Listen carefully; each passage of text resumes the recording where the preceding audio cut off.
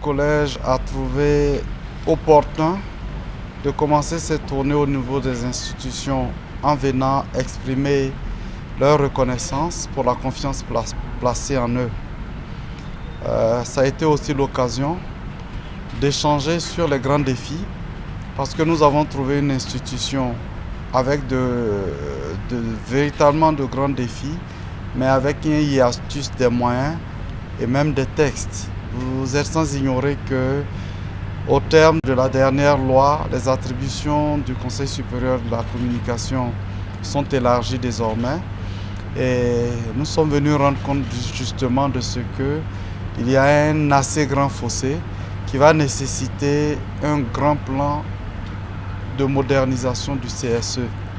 Je pense que les échanges ont été très fructueux qui nous permettent d'espérer très bientôt une véritable machine de veille,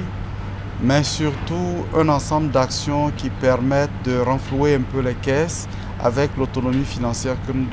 venons de voir et de nous attaquer à des volets parallèles comme le développement du marché de la communication et donc bien entendu l'épanouissement des acteurs de la communication comme les journalistes surtout et d'autres domaines liés à la publicité et tous les acteurs. Alors on a aussi fait remarquer que